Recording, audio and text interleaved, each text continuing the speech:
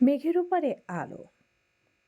আমি চললাম ভাবি কথাটা বলে মেঘালয় চলে যেতে চাচ্ছে, কিন্তু মাসফি মেঘালয়ের বাহু ধরে থামিয়ে দিল।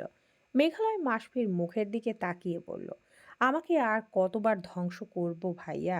মানুষ নিজের শরীরটাকে সূচের খোঁচা দিয়ে বাঁচিয়ে রাখে, আর আমি এক অধম শরীরের বিশেষ অংশটাকে বিরহের দহনে পুড়িয়ে ফেললাম। মাসফির হাত আলগা হয়ে গেছে মেঘালয়ের কথা শুনে। মেঘালয় সরে দাঁড়ালো।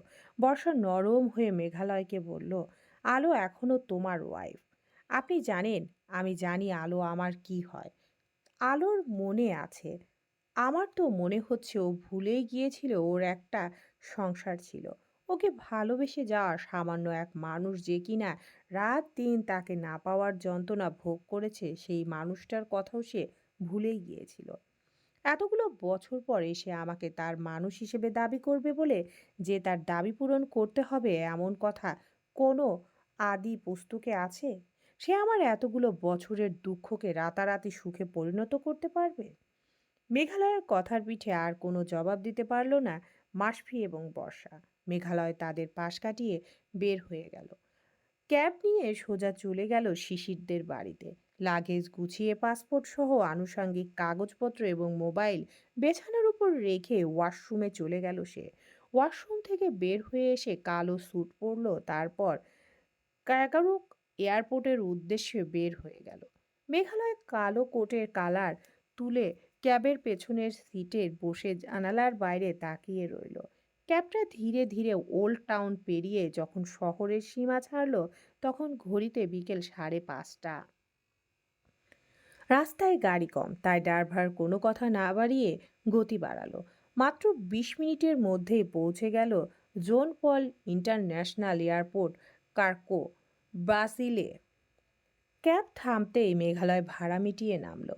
বুকের ভেতরে অদ্ভুত এক চাপা অনুভূতি।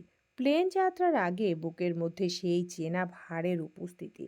গভীর শ্বাস নিয়ে সে একবার আকাশের দিকে তাকালো, তারপর ট্রলি টেনে এয়ারপোর্টের ভেতরে ঢুকে পড়ল। বোর্ডিং কল শেষ হতেই মেঘালয় ধীরে ধীরে লাইনে দাঁড়ালো। হাতে পাসপোর্ট, কাঁধে ছোট ব্যাগ। খুব সাধারণ একটা বিকেল। কোনো তাড়াহুড়ো নেই। কাচের ভেতর দিয়ে দেখা যাচ্ছে সাদা রঙের বিমানটা রানওয়েতে দাঁড়িয়ে আছে। প্লেনের সিটে বসে সে সিট বেল্ট বাঁধল। জানালার বাইরে তাকিয়ে দেখলো বিমানটা ধীরে ধীরে সামনে এগোচ্ছে। কিছুক্ষণ পর হালকা একটা ঝাঁকুনি, তারপর মাটি ছেড়ে উঠে গেল আকাশে। নিচে ক্রাকভ্য শহর ছোট হতে হতে মিলিয়ে গেল।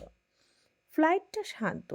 কেবিনে আলো নিভে সময়টা নিজের মতো করে কেটে যায়। প্রায় 2.5 ঘন্টা পর পাইলট ঘোষণা দিল ইউকে খুব শীঘ্রই দেখা যাবে। মেঘালয় চোখ বন্ধ করে আরও একবার গভীর শ্বাস নিল।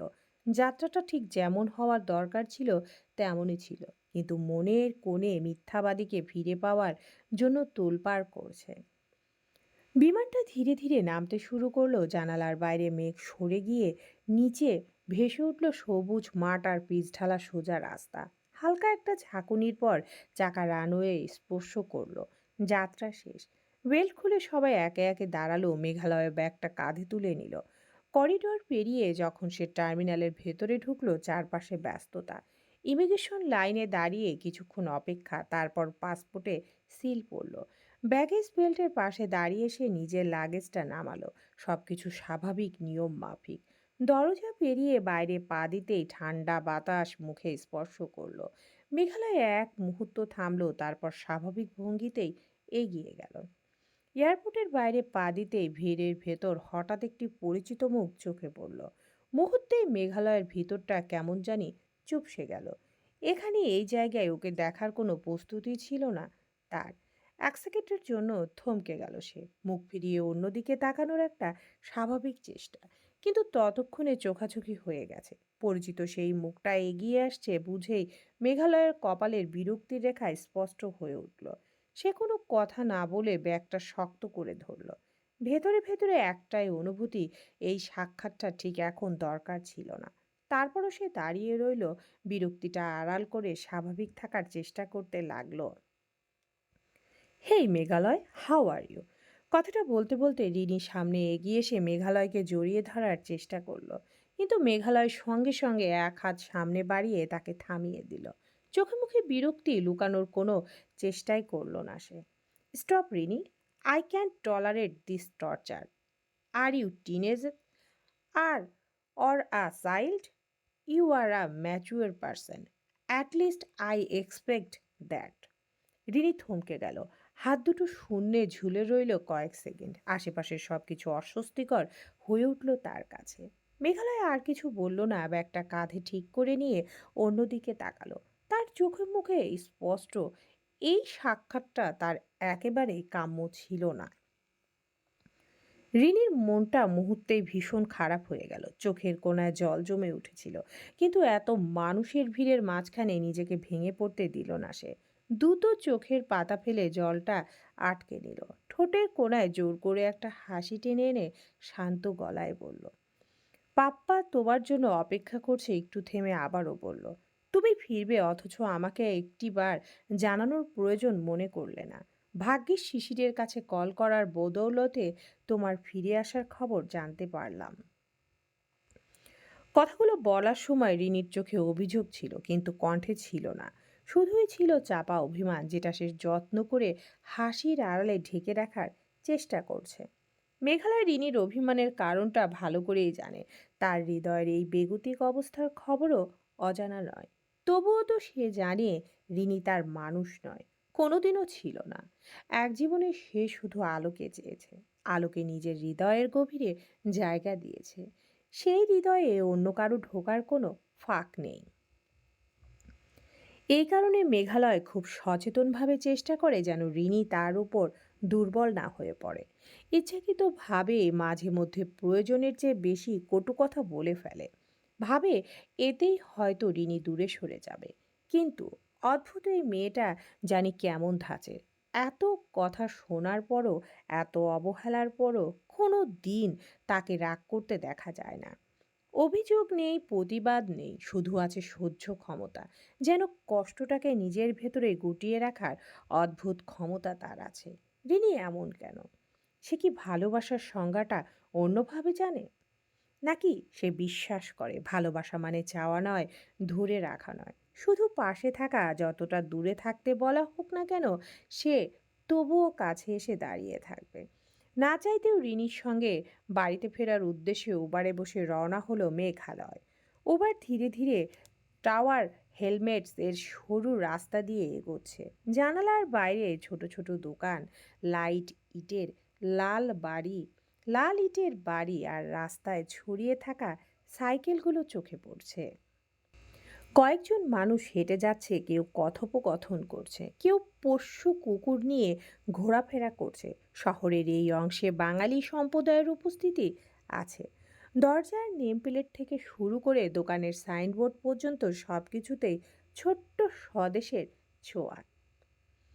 ড্রয়িং রুমে বসে আছে আলো, সিতারা বেগম, কাব্য এবং ইতি। কাব্য আলোকে দেখে কি রিয়াকশন দেবে তাই ভুলে গিয়েছিল। আলো কাব্যকে দেখে স্যার বলেই কান্নায় ভেঙে পড়েছে। ইতি আলোর পিঠে হাত বুলিয়ে দিতে দিতে বারবার বলছিল শান্ত হবার জন্য।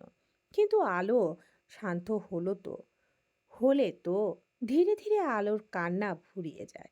শান্ত হয়ে সোফায় বসে। তারপর কাব্য গম্ভীর মুখে আলোর মুখের দিকে তাকিয়ে বলল, এত বছর পর। কথাটি বলে দীর্ঘশ্বাস ফেলল কাব্য। আলোর মাথা যেন আরো নিচু হয়ে গেছে। কাব্য দুই হাঁটুর উপর দুই হাতের কোণয় ঠেকিয়ে বলল, চোখের আড়াল হলে মানুষ মনের আড়াল হয়ে যায়, জানো তো তুমি। আলো মাথায় নাড়িয়ে বোঝালো সে জানে। কাব্য সিতারা বেগমের দিকে ফিরে বলল, আলোর বয়স কম ছিল, ঝোঁকের বসে একটা ডিসিশন নিয়েছিল, কিন্তু আপনি ওর পক্ষে ছিলেন কেন? আপনি ওকে একবারও বোঝানোর চেষ্টা করেননি? সিতারা বেগম ভীষণ লজ্জিত ভঙ্গিতে বলল, আমি কিছুই জানি না বাবা। গত 8 বছর ধরে আমার মেয়ের কোনো কিছু আমি বুঝতে পারি না। বহুবার বলেছি মেঘালয়ের কাছে ফিরে যেতে, কিন্তু রাজি হয়নি একবারও। গতকাল রাতে কি মনে হলো রাত 12টা বাজে আমাকে নিয়ে রওনা হলো। এখানে আসার পর থেকে একের পর এক খারাপ খবর শুনতে শুনতে আমি আর আলো হতবাক হয়ে গেছি। বিয়ান থাকলে নিশ্চয়ই। কথাটি সম্পূর্ণ হবার আগেই সিতারার হাতের উপর হাত রেখে ইতি সিতারা বেগমকে চোখের ইশারায় থেমে যেতে বলল। সিতারা বেগম বোকার মতো চুপ হয়ে গেল। কাব্য সব শুনল। শেষ মুহূর্তে গিয়ে কাব্য আলোকে উদ্দেশ্য করে বলল, তুমি এসেছো জানার পর থেকে মাসফি ভাইয়া কম করে হলেও 20 বার কল করেছে পোল্যান্ড থেকে। তুমি কোথাও যাবে না, এই বাড়িতেই থাকবে। মাসফি ভাইয়া 10 দিন পর ফেরত আসবে বাংলাদেশে। ভাইয়া ফিরে এলে তোমার এবং মেঘালয়ের ব্যাপারটা আমরা হ্যান্ডেল করব।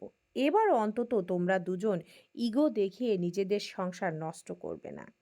আমার হসপিটালে ডিউটি আছে, আমি এই বাড়িতে থাকতে পারবো না। তাছাড়া আপনার ভাইয়ের এখন নতুন সংসার হয়েছে, আমাকে ভুলে যে নতুন সংসার পেতেছে তার সংসার ভাঙার অধিকার আমার নেই স্যার। আমাকে নীরবে সরে যেতে দিন। আমার আমিটা আর আমার মা ছাড়া আমার আর কেউ নেই স্যার। আমার জীবনে অনুশোচনার অভিযোগের অভাব নেই। নতুন করে কারো সংসার ভাঙার দায়ে আমার অন্তরে আরও একটা অনুশোচনা বাড়িয়ে দেবেন না। It's a request. শেষের কথাটি বলার সময় হাত জোর করে মিনতির সুরে বলল আলো। আলোর কথা শুনে কাব্য অবাক হয়ে বলল, মেঘালয় নতুন সংসার পেতেছে, কে বলল? কাব্যের কথা শেষ হবার পর ইতি সশব্দে হেসে ফেলল।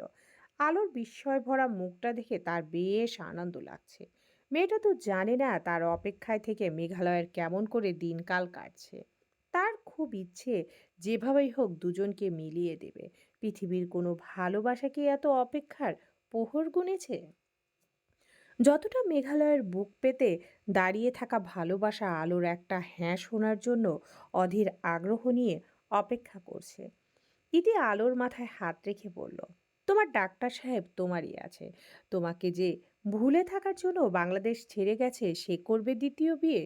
কি বাঁধনে বেঁধে ফেললে তুমি মেঘালয়কে? তোমার অনুপস্থিতিতে সে নিজেকে তোমার স্মৃতিতে বেঁধে ফেললো। আলো ইতির হাত ধরে বলল, তাহলে ছবিটা? তুমি যাকে ছবিতে মেঘালয়ের পাশে বসে থাকতে দেখেছো সেই মেয়েটা মাসফিক ভাইয়ার দ্বিতীয় স্ত্রী।